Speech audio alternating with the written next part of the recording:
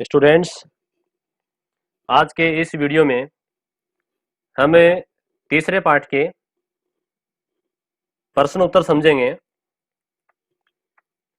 यहाँ सबसे पहले आपकी बुक में जो ऑब्जेक्टिव क्वेश्चन दिए गए हैं, 10 क्वेश्चन ऑब्जेक्टिव हैं। ठीक है, क्वेश्चन नंबर 1 से 10 नंबर तक ये ऑब्जेक्टिव क्वेश्चन है। पहले हम इनको समझेंगे। जैसा कि मैंने पहले भी आपको ये बताया है कि अपने बोर्ड एग्जाम के अंदर ऑब्जेक्टिव क्वेश्चन नहीं पूछे जाएंगे, तो हम ये जो ऑब्जेक्टिव क्वेश्चन यहाँ समझेंगे उनको उसी प्रकार से समझेंगे कि एक छोटे क्वेश्चन जो पूछे जाएंगे, इनमें से जो छोटे क्वेश्चन अपन को डायरेक्ट उसका आंसर लिखना पड़ेगा। ठीक है, वो किस प्रकार से उसका आंसर देंगे उसको अपन समझेंगे। फिर हम यहाँ पर अति लघुत्रात्मक जो प्रश्न है, ये भी 10 प्रश्न है, यानी कि अपने 11 नंबर से 20 नंबर तक इनको समझेंगे। तो चलिए अपन शुरुआत करते हैं क्वेश्चन नंबर फर्स्ट की। जेनेटिक्स शब्द किसने दिया? देखो, जेनेटिक्स को अपन हिंदी में कहते हैं आनुवंशिकी, जो कि इस पाठ का ही नाम है। पाठ का नाम क्या है? आनुवंशिकी, और ब्रैकेट में ऊपर इंग्लिश में लिखा है जेनेटिक्स। पाठ का जो इस पाठ का पहला पेज है वहां देखिएगा आप। तो जेनेटिक्स जो शब्द है, आनुवंशिकी शब्द है, वो किसने दिया था? बेटसन ने दिया था। दूसरा जो शब्द होता है वो होता है आनुवंशिकता। आनुवंशिकता कहते हैं अपन हेरिडिटी को। देखिए यहाँ ये रहा नाम आनुवंशिकता, है ना, इसे इंग्लिश में कहते हैं हेरिडिटी। तो आनुवंशिकता जो शब्द है वो दिया था स्पेंसर ने। किसने दिया था? स्पेंसर। मैं लिख रहा हूं यहाँ पर स्पेंसर, ठीक है ना, ये स्पेंसर ने दिया था आनुवंशिकता शब्द। और आनुवंशिकी शब्द किसने दिया? बेटसन ने। ये दोनों इंपॉर्टेंट वर्ड है, इंपॉर्टेंट शब्द हैं, और इन ये कौन से वैज्ञानिकों द्वारा दिए गए हैं, ये यहां से क्वेश्चन पूछ सकते हैं। क्लियर? दूसरा जो क्वेश्चन है वो है मेंडल ने अपने प्रयोग किस पर किए?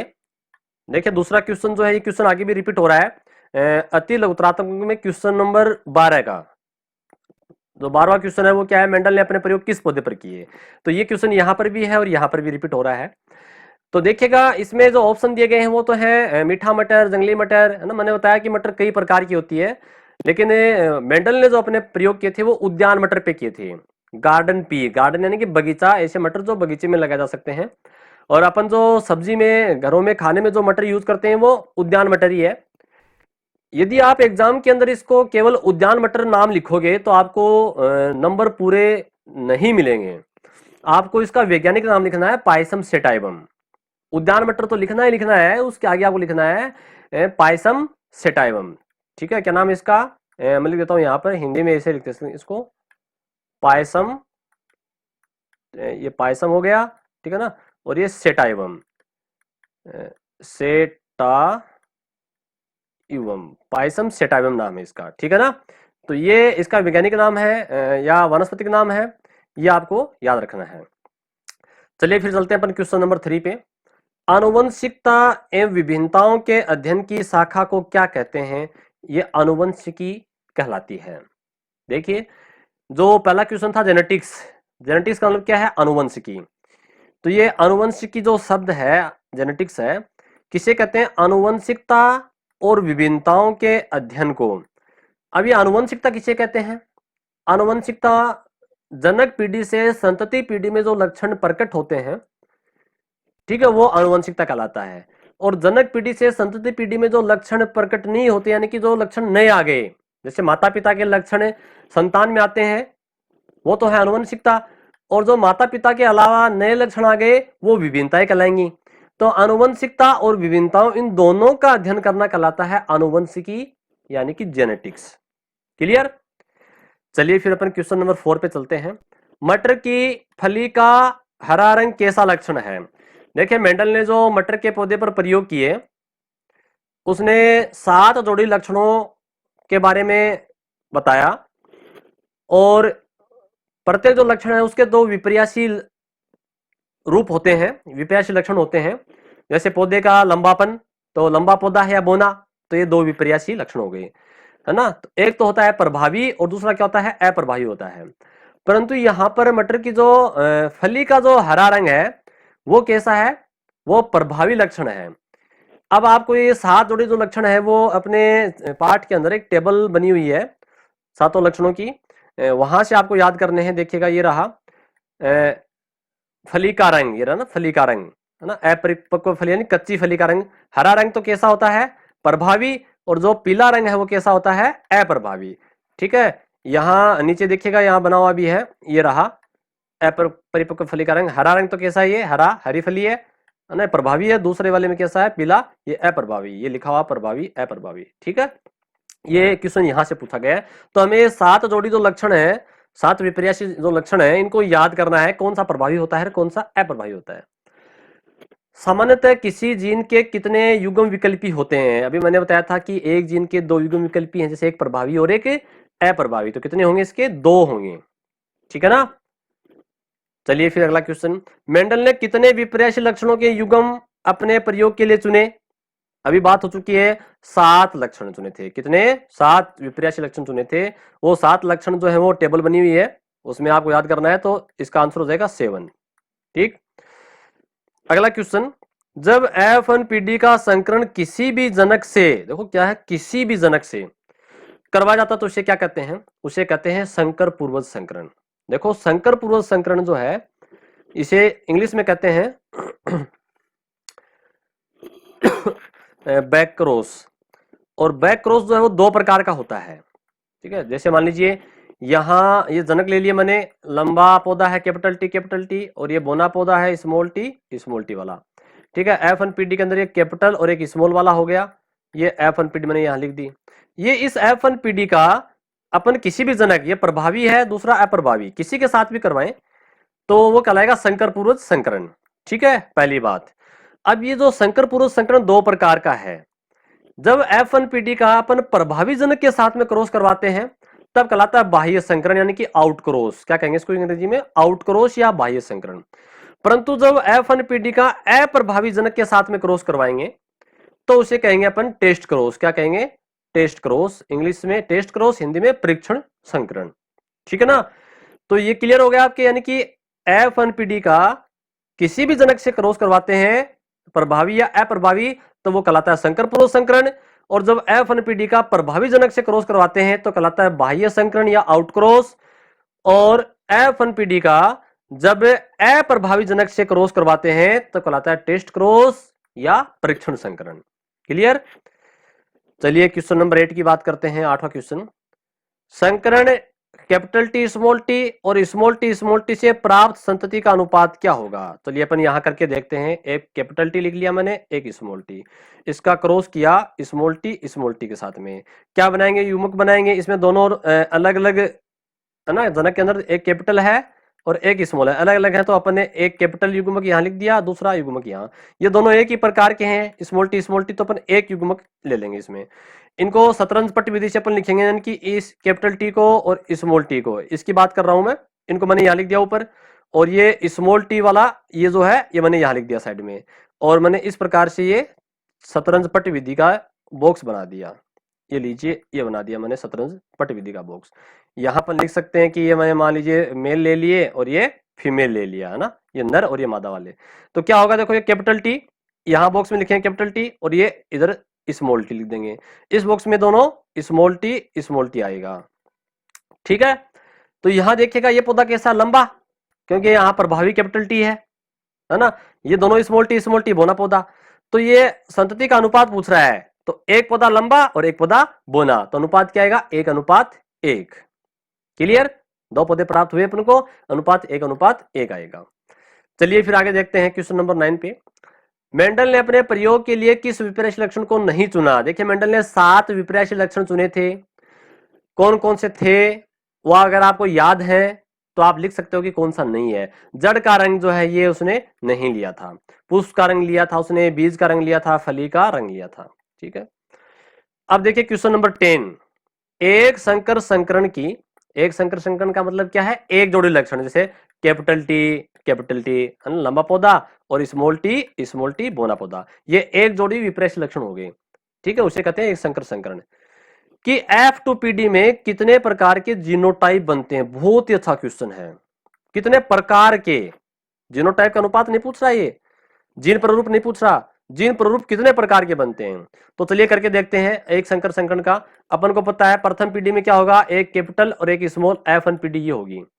इस F1 पीढ़ी का अपन स्व परागण करवाएंगे, यानी कि इसका क्रॉस इसी के साथ कैपिटल टी और स्मॉल टी का क्रॉस अपने कैपिटल टी और स्मॉल टी के साथ ही करवा दिया। तो यहां पर जो युग्मक बनेंगे इसमें दो बनेंगे, एक कैपिटल टी और दूसरा स्मॉल टी, और इसमें भी एक कैपिटल टी और एक स्मॉल टी। यहां क्या करेंगे अपन, चेकर बोर्ड बनाएंगे, यानी कि शतरंज पट विधि से कैपिटल टी यहां लिख दिया, स्मॉल टी यहां लिख दिया, इन दोनों की बात कर रहा हूं मैंने, यहां लिख दिया। फिर इन दोनों को अपन यहां साइड में इधर लिख देंगे, कैपिटल टी और स्मॉल,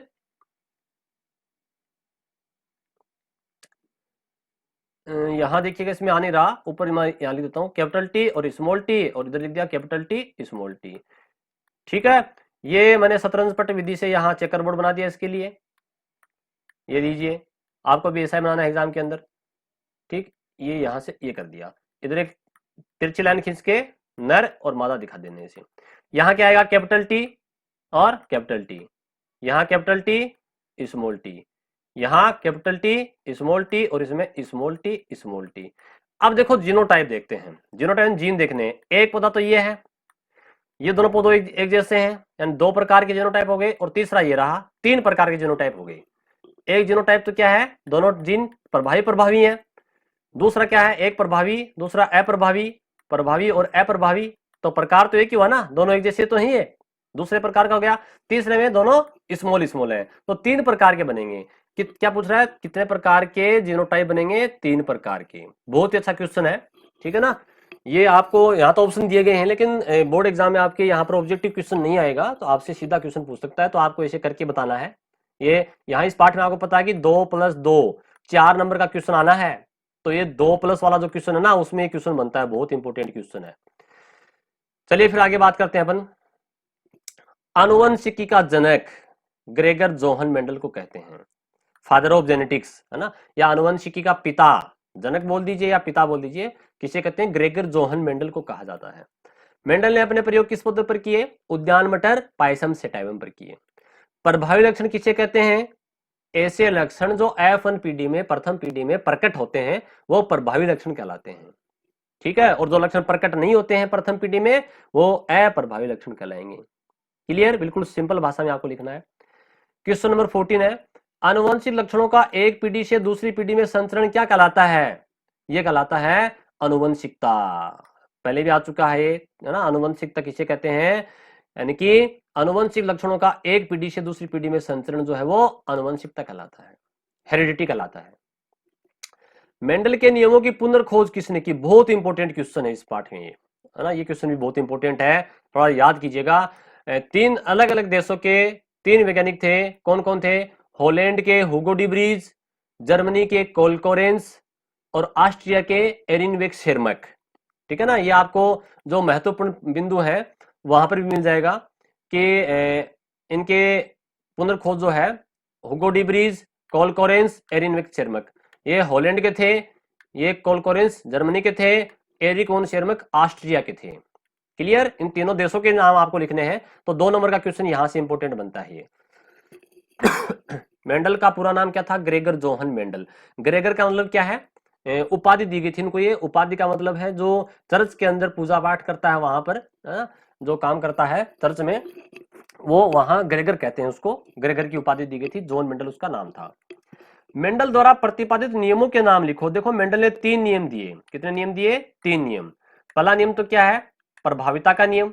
दूसरा नियम क्या है, पृथक्करण का नियम या विसंयोजन का नियम भी बोलते हैं। तीसरा नियम क्या है, स्वतंत्र अपघटन का नियम। प्रभाविता का नियम, पृथक्करण या विसंयोजन का नियम और स्वतंत्र अपघटन का नियम, ये तीनों नियम आपको याद रखने हैं। परीक्षण संकरण किसे कहते हैं, टेस्ट क्रॉस। देखिए अभी अपन ने समझा था, जब F1 पीढ़ी का अप्रभावी जनक के साथ में क्रॉस करवाते हैं, है ना, जैसे यहाँ कैपिटल टी जनक है प्रभावी, दूसरा अप्रभावी जनक है, और इन दोनों के युग्मक बनेंगे, कैपिटल टी का एक टी बन जाएगा ना इससे, और इससे स्मॉल टी बनेगा, इन दोनों को जोड़ के नीचे लिखेंगे तो कैपिटल स्मॉल, ये F1 पीढ़ी।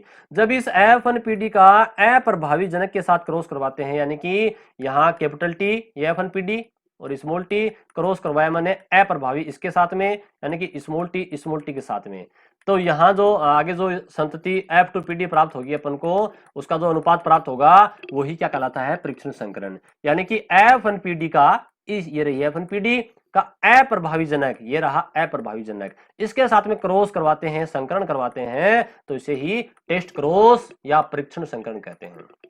बाह्य संकरण किसे कहते हैं, ये लीजिए अभी आ गया दोबारा। यानी कि जब प्रभावी जनक है F1PD का, दूसरा ये जनक है और ये अप्रभावी जनक है, और जब F1PD ये जो है इसका इस प्रभावी जनक के साथ में क्रॉस करवाते हैं तो इसे बाह्य संकरण या आउट क्रॉस कहते हैं। मेंडल ने मेंडल के किस नियम को एक संकर संकरण से नहीं समझाया जा सकता। देखिए मेंडल ने जो एक संकर संकरण और द्विसंकर संकरण के बारे में बताया, तो जो एक संकर संकरण है उसके द्वारा उसने दो नियम बताए, एक तो प्रभाविता का नियम, ठीक है ना, प्रभाविता का नियम, और दूसरा पृथक्करण का नियम। कौन सा, पृथक्करण का नियम। ये दोनों नियम एक संकर संकरण से समझा सकता है, क्योंकि यहां एक जोड़ी लक्षण ही काम मिलेंगे, जैसे लंबा पौधा और बोना पौधा। लेकिन जो द्विसंकर संकरण है उससे अपने स्वतंत्र अपव्यवन के नियम की बात करते हैं। कौन सा, स्वतंत्र अपव्यवन के नियम की बात करते हैं, क्योंकि इसमें दो जोड़े लक्षण लिए थे, जैसे अपने गोल बीज ले लिया, ठीक है ना, और पीले रंग का बीज वाला पौधा ले लिया, दूसरा झुर्रीदार और हरे बीज वाला ले लिया। तो यहां पर दो जोड़े लक्षण लेते हैं, वो द्विसंकर संकरण स्वतंत्र अपव्यवन का नियम जो है उससे समझाया जाता है। तो ये क्वेश्चन दो तीन प्रकार से पूछ सकता है कि मेंडल के किस नियम को एक संकर संकरण से समझा सकते हैं। तो प्रभाविता के नियम को और पृथक्करण के नियम को अपन एक संकर संकरण से समझा सकते हैं, और मेंडल के किस नियम को द्विसंकर संकरण से समझा सकते हैं, तो स्वतंत्र अपव्यवन के नियम को अपन द्विसंकर संकरण से समझा सकते हैं। ठीक है, फिर किस नियम को एक संकर संकरण से नहीं समझा सकते ये पूछ रहा है, तो स्वतंत्र अपव्यवन के नियम को अपन एक संकर संकरण से नहीं समझा सकते, क्योंकि स्वतंत्र अपव्यवन के नियम में दो जोड़े लक्षण लेते हैं जो कि द्विसंकर संकरण से ही समझाया जा सकता है। ठीक है, तो चलिए हमने यहाँ पर ये जो छोटे वाले क्वेश्चन थे उनको इस वीडियो में समझा, और अगले वीडियो में हम इसके लघुतरात्मक और निबंधात्मक जो क्वेश्चन है उनको समझेंगे। धन्यवाद।